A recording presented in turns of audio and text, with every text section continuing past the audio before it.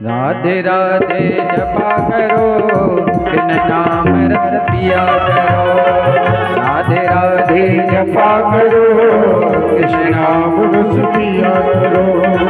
राधे जो में शरण तिहारी, तुम्हारी कृपा से मिले बिहारी।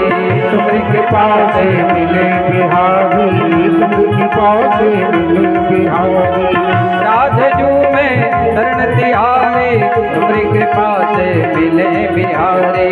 तुम्हारी कृपा से मिले बिहारी, तुम्हारी कृपा से मिले बिहारी।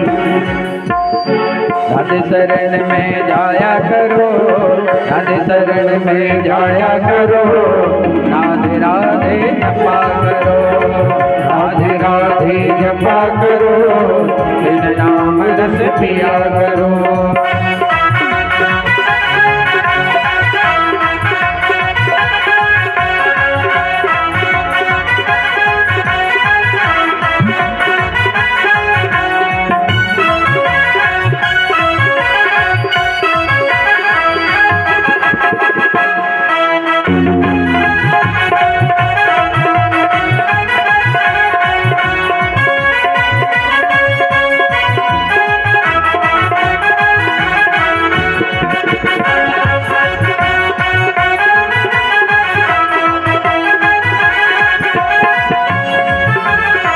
राधे जो में शरण तिहारी, तुम्हारी कृपा से मिले बिहारी। ब्रज मंडल में गुंजी राधे, कृष्ण की वो है प्राण आराधे।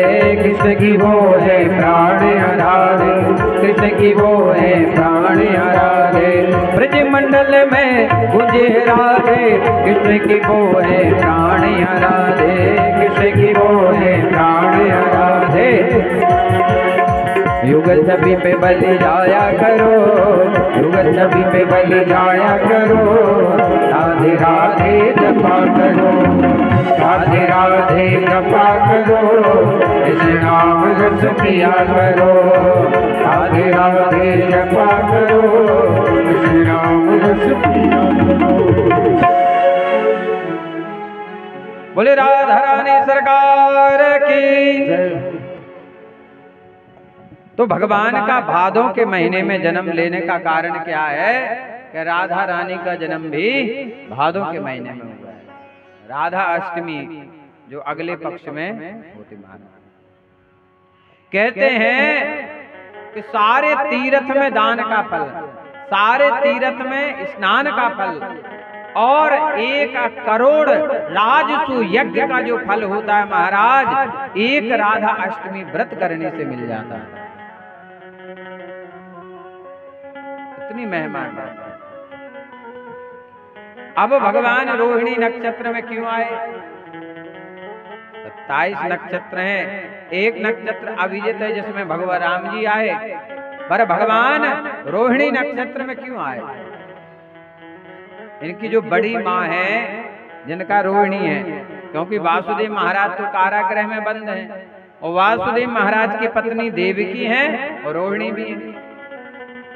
तो रोहिणी जी इस समय कहाँ है? गोकुल में नंदराय जी के। तो कहा मेरी बड़ी माँ है, उन्हें क्या सुख मिलेगा? तो उनका जो नाम है उस नाम के नक्षत्र में मैं आऊंगा। अच्छा, इस पर दूसरा एक और कारण आता है।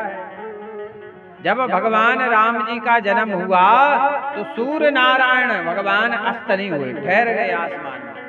दिन के 12 बजे ना आगे बढ़े ना पीछे। मास दिवस का मरम न जाने कोई, रत रमेत रबिता के हो, निशा कवन बीदियो। मास दिवस का मतलब ना महीना ना दिन, इसका उल्लेख नहीं लिख पाए तो तुलसीदास महाराज सूर्य नारायण भगवान कितने महीने तक खड़े रहे। जैसे जब तक भागवत में जन्म नहीं हो जाता कोई भागता नहीं है, और जैसे जन्म हुआ पर कोई रुकता नहीं है। सब बैठे थे महाराज कल, और जैसे जन्म हुआ भगवान का प्रसाद लेकर एक दो अरे नहीं, कोई रोक नहीं सकता है, चाहे कुछ भी हो जाए। तो चंद्रदेव ने कहा कि जब तक अंधेरा नहीं होगा तब तक मैं भगवान का दर्शन नहीं कर पाऊंगा, क्योंकि चंद्रोदय होता है रात्रि में 8:30-9 बजे चंद्रोदय होता है। तो चंद्रदेव ने कहा, हे भगवान, समस्त देवी देवता चराचर आपका दर्शन कर रहा है और मैं आपके दर्शन से वंचित हूं। क्या मैंने कोई अपराध कर दिया भगवान? क्या मुझे दर्शन नहीं मिलेगा आपका? उसी समय भगवान की लीला है महाराज। इतनी गुलाल, हवन कुंडों के धुएं, धूप बत्ती महाराज इतने उड़े कि दिन में अंधेरा हो गया। उसी समय चंद्रदेव भगवान के पास आगे कहा, भगवान आप सबको कुछ ना कुछ दे रहे हो, मुझे भी कुछ दे दो।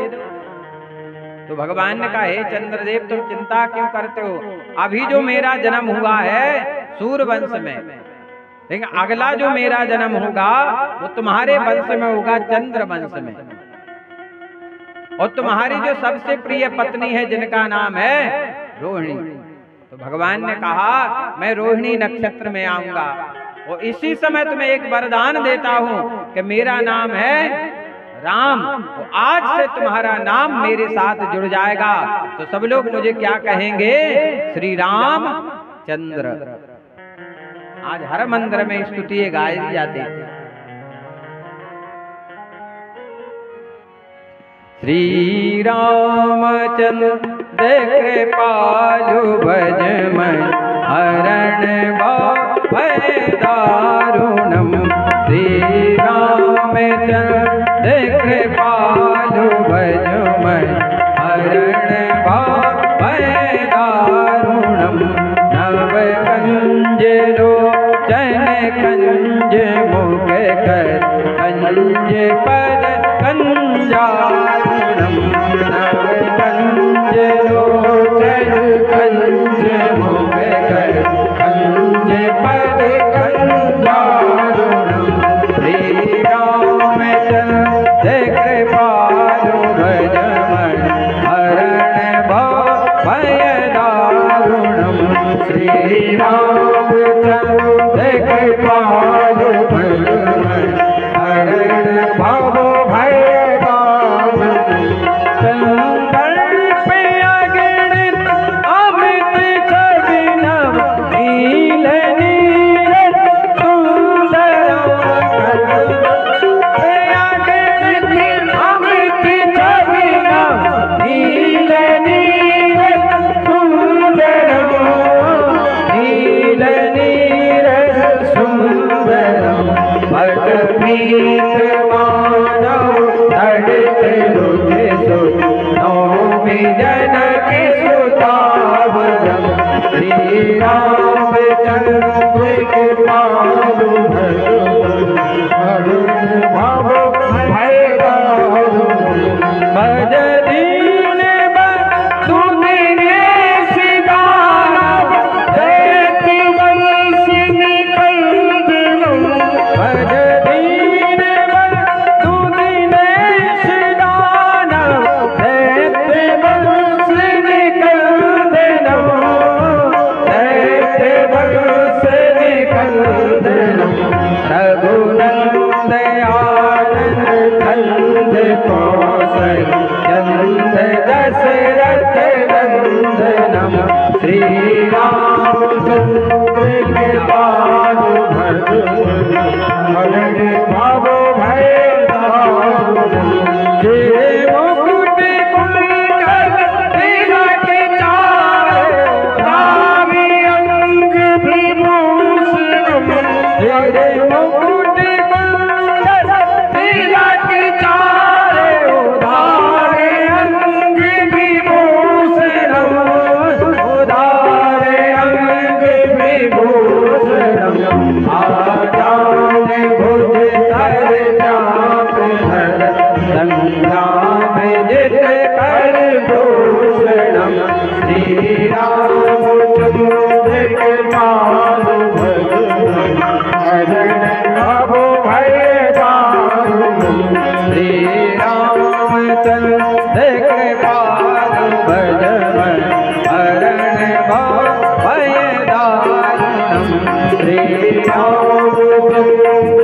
पार हरण भव भय दारुण धीति भजत तुलसी दास शंकर शेष मुनि मणि धीति भजत तुलसी दास शंकर शेष मुनि मणि रंजन शेष मुनि मन रंजन हृदय कर वास आदि खल दल गंजन श्री रामचंद्र कृपाल भजन हरण भव भय दारुण हरण भव भय दारुण हरण भव भय दारुण।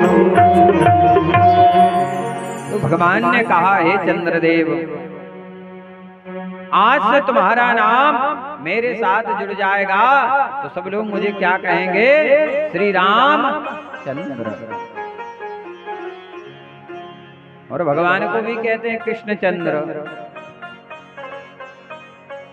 भगवान को कृष्ण चंद्र क्यों कहते हैं? क्योंकि भगवान का जन्म चंद्र वंश में हुआ है, इसलिए भगवान को कृष्ण चंद्र कहते हैं। भोले बाबा ने भी चंद्र को धारण किया महाराज। चंद्रमा को धारण करने से वो दिन ही शंकर जी का बन गया सोमवार। बोले दिन किसका? बोले शिव जी का। बोले लाखों इसमें दोष है, चंद्रमा में दाग है, पर भोलेनाथ भगवान कहते हैं कि जब भगवान ने इसे स्वीकार कर लिया तो वो भी मुझे स्वीकार है। भले उसमें हजार अवगुण हो, पर जिसे भगवान अपना लेते हैं भोलेनाथ भगवान कहते क्षण में उसे स्वीकार कर लेता हूँ। अच्छा, भगवान इस कारण रोहिणी नक्षत्र में आए। अच्छा, भगवान अब आए कब? रात के 12 बजे। 8 बजे भी जन्म ले सकते थे, 9 बजे भी ले सकते, 10 बजे, लेकिन 12 बजे। अब भगवान ने कहा मुझे तो करनी है चोरी। और चोर कब आते हैं? रात के 12 बजे। और जितनी भी चोरी होती है रात्रि में 12 से 3 में ही होती हैं। 12 बजे तक कोई चोरी होती नहीं, 12 से 3 के बीच। तो भगवान इस कारण से 12 बजे आए। जैसे भगवान कारागृह में प्रकटे, अत सर्व गुणोपेता काला परम शोभना। काल माने होता है रात्रि, और भादों की रात्रि और कृष्ण पक्ष की रात्रि और ज्यादा अंधेरी होती है। 12 महीनों में सबसे ज्यादा काली रात्रि है भादों की, क्योंकि बारिश होती है तो बादल भी काले और रात्रि भी काली। महाराज आपको कुछ दिखेगा ही नहीं, पर जब भगवान प्रकटे तो काल भी कैसा हो गया? परम शोभना, माने शोभित हो गया, सुंदर हो गया। महाराज प्रकाश करने के लिए बिजली तड़क जाती महाराज, और जब बिजली तड़कती है तो अंधेरे में भी प्रकाश हो जाता महाराज। तारे प्रकाश करने लगे भगवान के लिए। वासुदेव महाराज के बेड़ियां खुल गईं। सोपे में लिटा करके भगवान को लेकर चले वासुदेव महाराज। दिशाएं स्वागत करने लगी भगवान का। पृथ्वी माता मुस्कुराने लगी। पृथ्वी माता पर दूबा के ऊपर छोटी छोटी बूंद आ गई भगवान के स्वागत के लिए। रिम झिम फुहार पानी बरसने लगा। फुहार यदि किसी के ऊपर आती हो महाराज तो दर्द नहीं होता है, पर हमारे लक्ष्मण जी जो बलराम शेषावतार हैं वो छत्र बन के आ गए महाराज।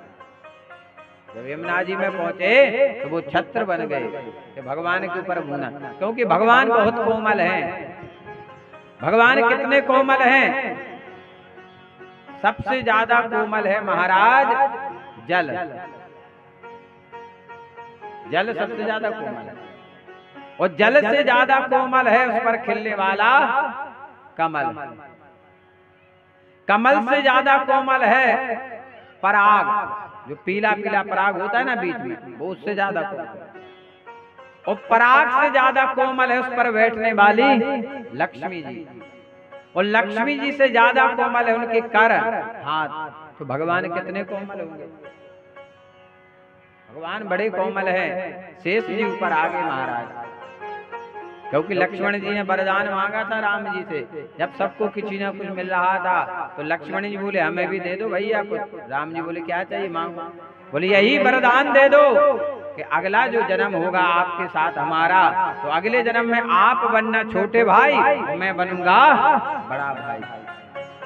यदि मैंने जीवन भर भैया आपकी सेवा की हो, क्योंकि मेघनाथ को कौन मार सकता था, जो 14 वर्ष सोया ना हो, 14 वर्ष जो ब्रह्मचारी रहा हो, 14 वर्ष जिसने अन्न ना खाया हो, वही मेघनाथ को मार सकता है। ऐसे थे लक्ष्मण जी।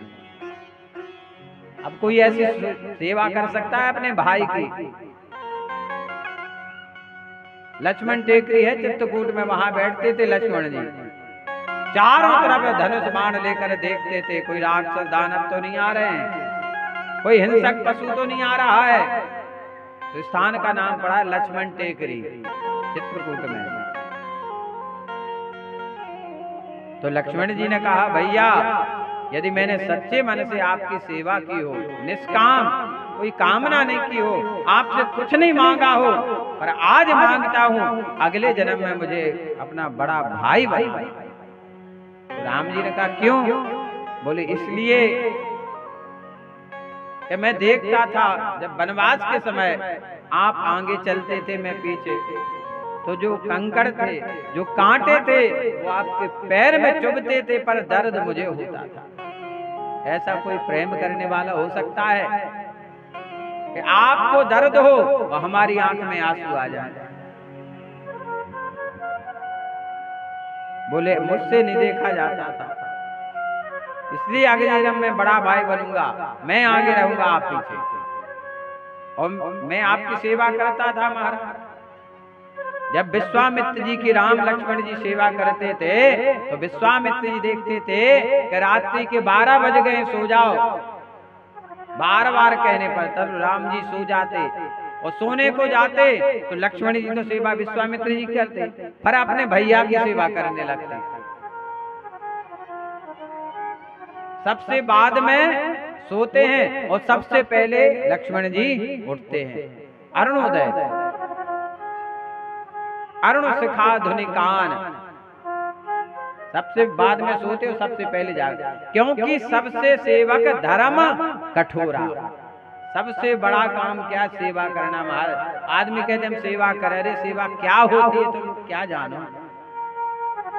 सेवा सीखनी है महाराज तो हनुमान जी से सीखो, लक्ष्मण जी से सीखो महाराज के सेवा क्या होती है। और भाई बनना है तो भरत जैसे भाई बनकर देखो महाराज। बोले गोविंद भगवान की।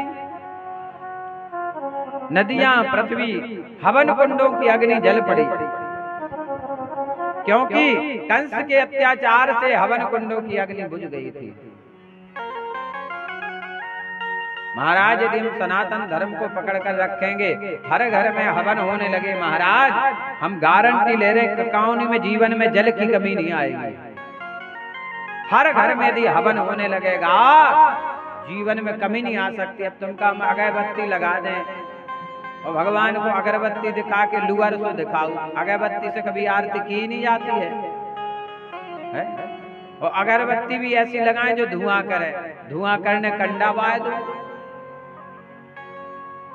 एक अगरबत्ती लगाओ पर सुगंधित होनी चाहिए, और अगरबत्ती से आरती नहीं की जाती है। भगवान को खुशबू दिलाने के लिए ही धूप बत्ती लगाई जाती है। दिमाग में आप लोग सेंट लगाओ, तेल लगाओ सुगंधित, सहसमा को तो नहीं लगाओ सब जने, आंवला का लगाते खुशबू आए।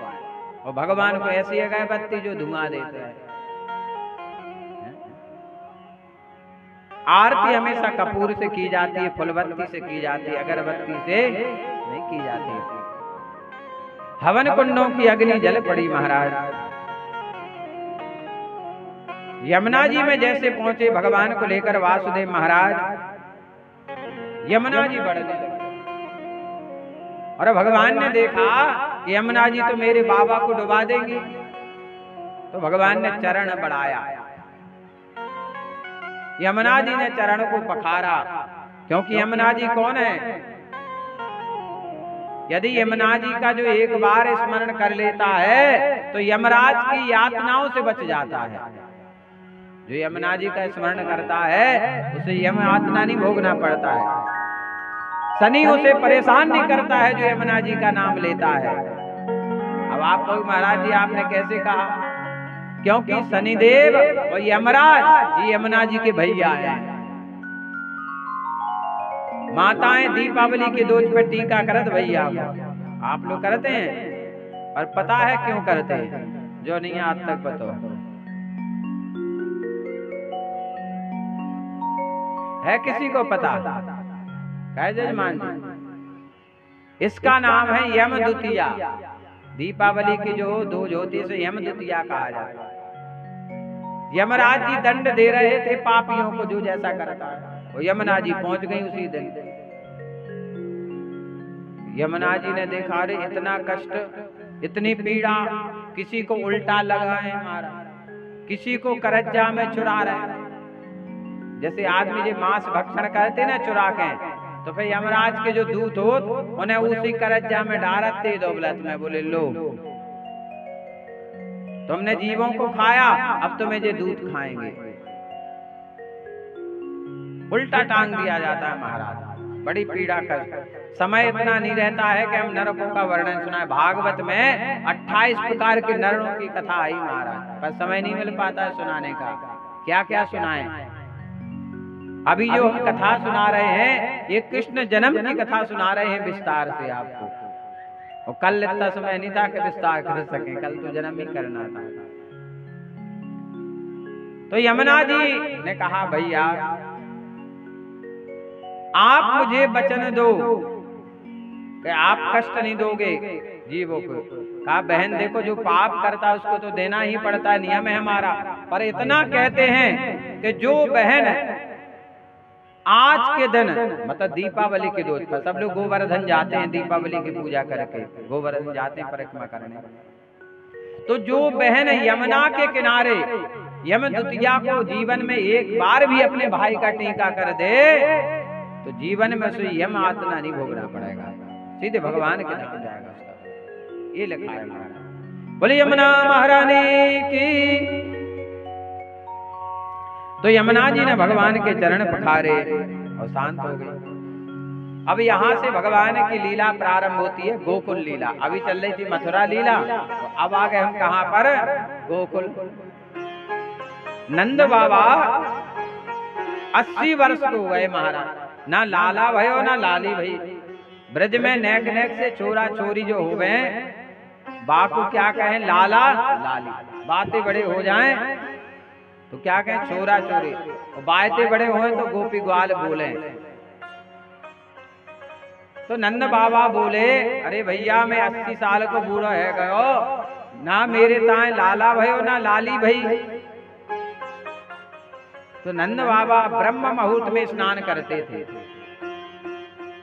भगवान देखो हर कुल में जन्म नहीं ले सकते, हर किसी को भगवान माता पिता नहीं बना सकते। वो देखते हैं कि हमारे माता पिता बनने के लायक है कि नहीं है। अब 4 बजे स्नान करते थे महाराज नंद बाबा। आज नंद बाबा स्नान करने के लिए जा रहे थे तो नंद बाबा ने कहा देखो कि एक साथ महाराज हजारों ब्राह्मण स्नान करके आ रहे थे। ब्राह्मण के स्नान करने का जो समय है वो है ब्रह्म मुहूर्त, मतलब 3:30 बजे से लेकर के 5 बजे का जो समय है ये ब्राह्मणों के स्नान का है। 5 बजे से लेकर के 7 बजे तक ये समय है क्षत्रियों का, क्योंकि राजा को 8 बजे बैठना पड़ता है सभा में। तो स्नान हर चीज से निवृत्त होकर के 7 बजे स्नान कर लेना चाहिए। इसके बाद वैश्यों का स्नान है। कि 10 बजे तक वो कर सकते हैं, क्यों उन्हें दुकान पे जाना है 10-11 बजे। इसके बाद कृष्ण का स्नान लिखा है, सबका अलग अलग हमारे साथ में, पर सब उल्टा होता जा रहा है महाराज, सब उल्टा होता जा रहा है। बोले गोविंद भगवान की। देख तेरे संसार की हालत क्या हो गई भगवान, कितना बदल गया इंसान। और स्नान की बड़ी महिमा है, तीर्थ की बड़ी महिमा है। तीज त्योहार पर हमेशा तीर्थ में स्नान करना चाहिए।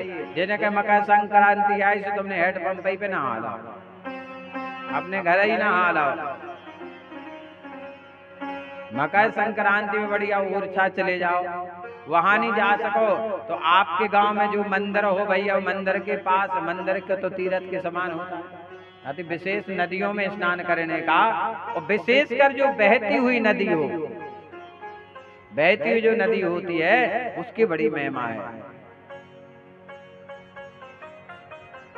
बोले गोविंद भगवान की।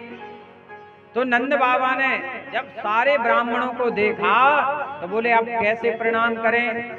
तो जहां बहुत सारे ब्राह्मण हो तो पांव ऐसे नहीं पड़ने, केवल आप साष्टांग लेट जाओ तो सबको एक बार में प्रणाम हो जाता है। पर स्त्रियों को वर्जित है, कभी भी लेट कर प्रणाम नहीं करना चाहिए। क्यों?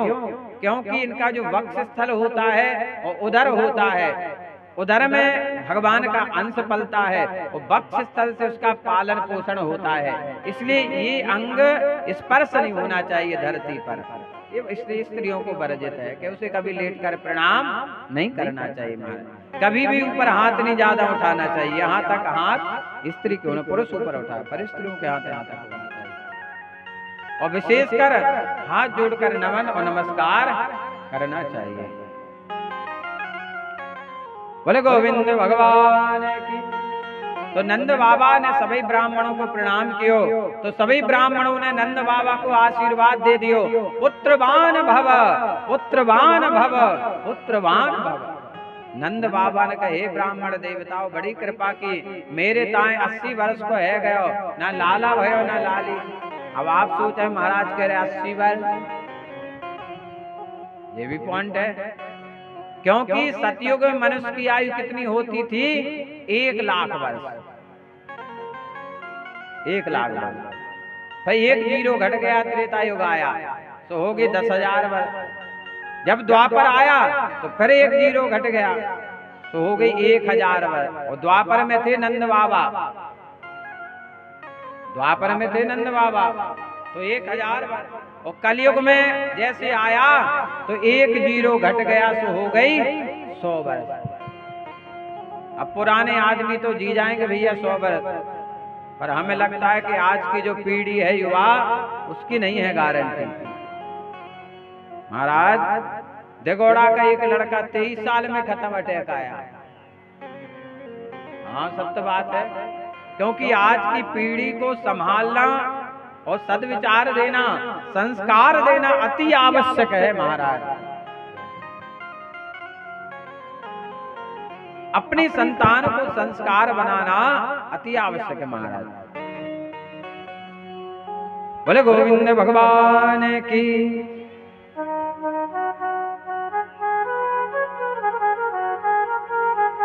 नंद बाबा ने सभी ब्राह्मणों को प्रणाम कियो, और नंद बाबा अब जाते महाराज तो यमुना जी में 108 डुबकी लगाए।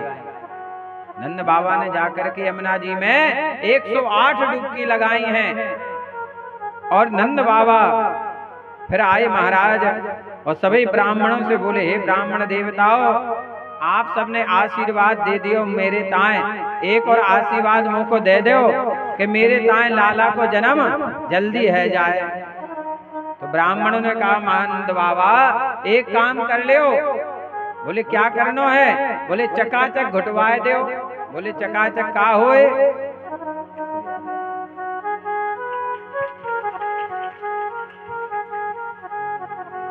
बोले गोविंद भगवान की।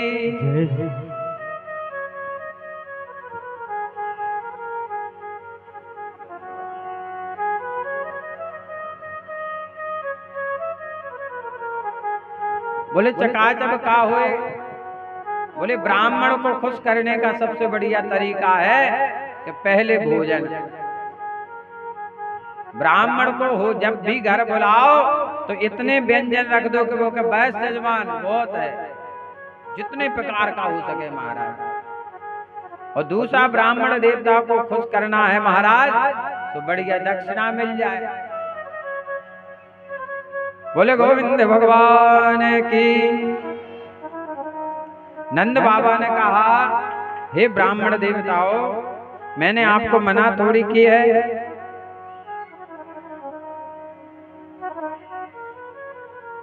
ब्राह्मणों ने दक्षिणा ली और अथाई पर जाकर जाप करने लगे। इधर भागवत में एक और लिखा है कि नंद बाबा के यहाँ भी जन्म है और वासुदेव। सबको यही पता है कि वासुदेव और देवकी के यहाँ ही कन्हैया ने जन्म लिया है, सबको यही पता है। पर भागवत में नंद बाबा का लिखा है, नंदस्वाद मज उत्पन्ने जाता है लादु महामना, आहूय विप्रान वेदा ज्ञान नाता सुचिलंकृता। भागवत में लिखा है नंद बाबा का कि नंदस्वाद मज उत्पन्ने, कि नंद बाबा के यहाँ भी कन्हैया का जन्म हुआ है। अब इसका अर्थ क्या है? जब नंद बाबा ने स्नान किया यमुना जी में तो नंद बाबा के शरीर से एक तेज निकला और वह तेज जाकर के यशोदा के गर्भ में प्रवेश किया और फिर यशोदा के गर्भ से वही तेज जाकर के देवकी के गर्भ में स्थापित हुआ, जहां से कन्हैया का जन्म हुआ। बोले कृष्ण कन्हैया लाल की।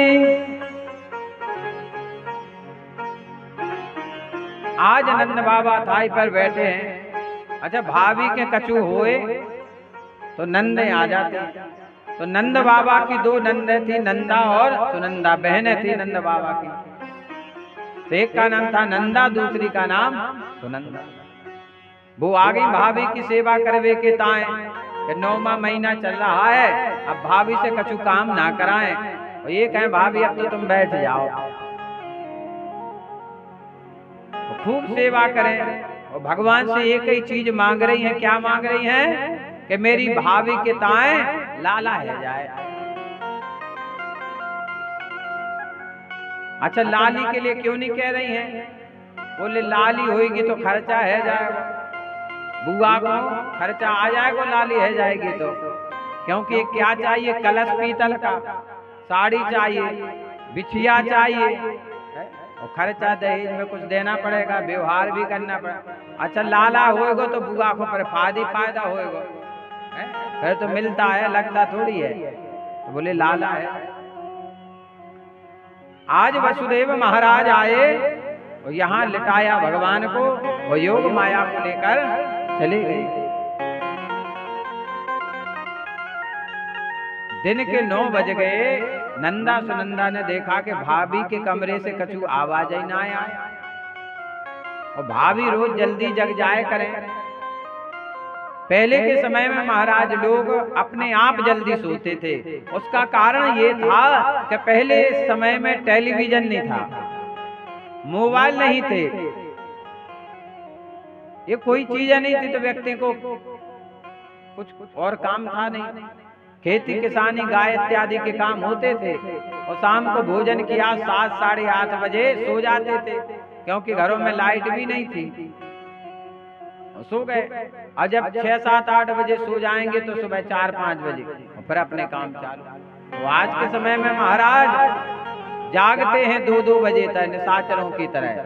12 बजे भोजन कर रहे हैं, 12 से 3:30 बजे तक जागना नहीं चाहिए, भोजन नहीं करना चाहिए, क्योंकि ये समय है निशाचरों का।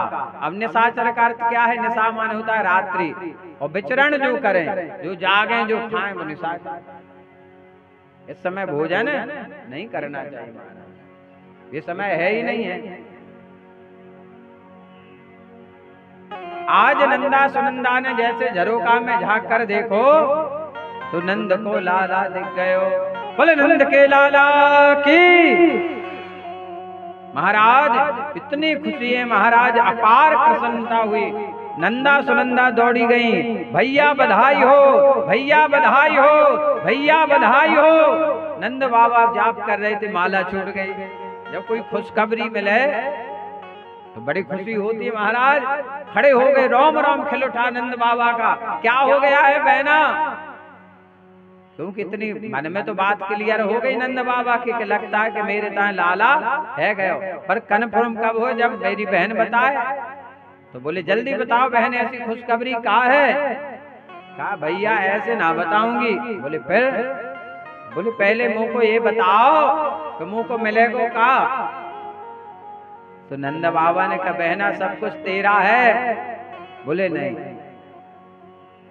क्या होता है जब तक बेटी की शादी ना हो तो वो पूर्ण अधिकार से घर में रहती है, पिता से कुछ भी मांग सकती है, कहीं कमरे में जा सकती है, पूर्ण अधिकार होता है। पर विवाह के उपरांत जब वो आती है तो कमरे में बैठ तो सकती पर कोई सामान उठाती नहीं है, कोई वस्तु छूती नहीं है। पिताजी अपनी इच्छा से कुछ पैसे दे दे तो ले लेगी, पर फिर उसके मन में आता है कि अब मेरा कन्यादान हो चुका है। वो जानती है, क्योंकि माँ का तो जब तक है जब तक माता पिता है महाराज। बाकी भाइयों से प्रेम बना तो ठीक है, ना बना तो। नंदा सुनंदा कहती भैया भाभी के गले में जो 9 लखा हार है ना, वैसो ही मुंह को हार चाहिए। बोले बहना एक नहीं 2-2 मिलेंगे, अब जल्दी बताओ क्या खुशखबरी है? कहा भैया आपके ताए लाला को जन्म भयो है। बोले नंद के लाला की। नंद बाबा खड़े हो गए महाराज, मुंह चन पे ताव दो, मुंह से ऊपर उठाई और मुंह चन को बड़ो महत्व। ट्रेन की एक घटना है, एक 18 साल की बहू बैठी थी, एक बुजुर्ग बैठा था बगल में। उसी ट्रेन में एक नया लड़का आया तो उसको देखकर उस बहू ने घूंघट डाल लिया। और जो वृद्ध व्यक्ति थे बोले बेटी और इस लड़के से बड़े तो हम हैं और तुमने हमें देखकर घूंघट नहीं डाला, इस लड़के को देखकर घूंघट डाल लिया। बोले जानते हो घूंघट किसे डाला जाता है? बोले जिसकी मुंह छू। कहले जैसे हम वैसे तुम। अब घूंघट डाले तो किसको डाले? आज के समय में तो भैया आदमी साफ ही कर देते। सनातन धर्म में नियम है कि पिता के रहते हुए तो कभी मूंछ बनना नहीं चाहिए महाराज। पर आज की पीढ़ी ना कैसी हो गई। नंद बाबा ने मूंछों पे ताव दिया और कमर में बांधी तौलिया।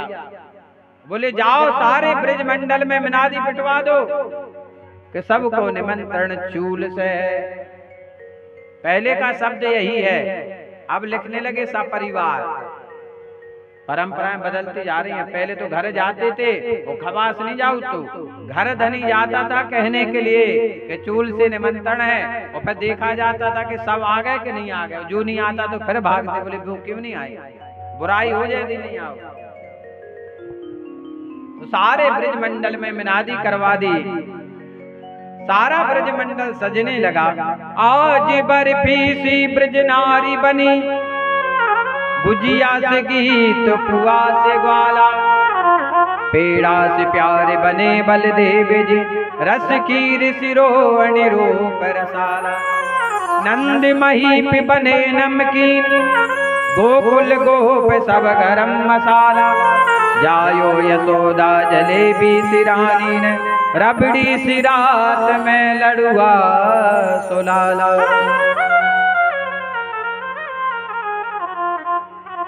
महाराज आज बर्फी सी ब्रज नारी बनी। जैसे आप देखना रक्षाबंधन के दिन खोबा एक ही है, शक्कर ही एक है, पर मिठाई कितने प्रकार की बन जाती है? कोई लाल, कोई सफेद, कोई पीली, कोई हरी है, बन जाती है। कई लोग उनमें एक चमक वाला वो पत्ता भी लगा देते हैं। तो ऐसी ब्रज नारियां सज धज के श्रृंगार करने लगी। बोले नंद रानी के यहाँ जाऊंगी, बधाई लेके आऊंगी। ग्वाल वाले भी बढ़िया सज धज कर आने लगे महाराज। और नंद बाबा के द्वारे बधाइयाँ चल रही हैं। बधैया बाजे आंगने में, बधैया बाजे आंगने में, बधैया बाजे आंगने में, बधैया बाजे आंगने में, बधैया बाजे आंगने में, बधैया बाजे आंगने में। चंद्रमुखी मृग नयनी गोकुल की, चंद्रमुखी मृग नयनी गोकुल, मृग नयनी गोकुल की, मृग नयनी गोकुल की। चंद्रमुखी मृग नयनी गोकुल की, चंद्रमुखी